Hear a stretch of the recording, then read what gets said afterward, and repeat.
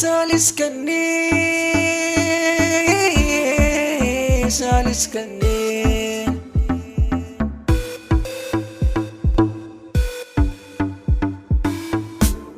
Ya litfiye 'yan mata, litfiye 'yan mata, litfiye 'yan mata. Ke na mun taso kuma na yarda, dan ko a cikin mata ke ce mai tsada. Kina raina kekin shaida, gonar ki zan je domin ne huda, ki bani dama don in noma gyada,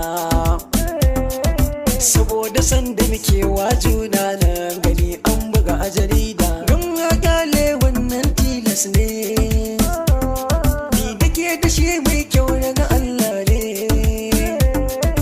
su o'o zagin ku ya shigo kunne.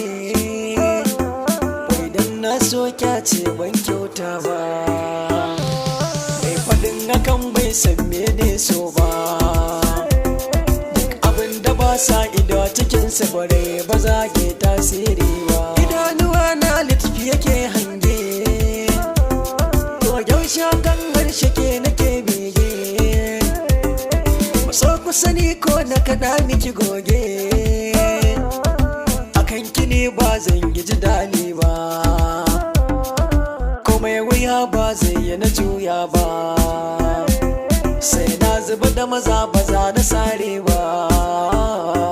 Duk namiji an san bai san tsoro ba, ni ba zan ibarta ban da daman ba. Yin yaƙi a so bai zamto illa ba, ka yaƙi wanda so ya yi ma baraka, ba sai da takobi baka iya da baka. Karen haƙƙin wanda take son ka, ni ka tafiya ce.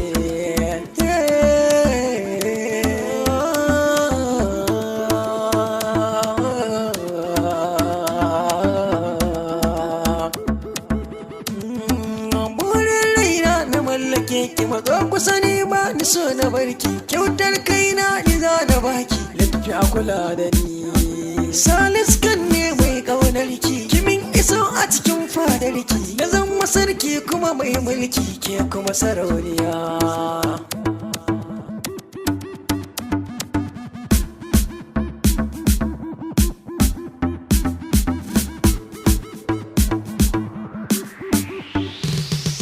Ki so ni ba dan halina ba, ba dan furce da kalamai ba, ba dan sa sabon kaya ba, haka ki zo na da ni.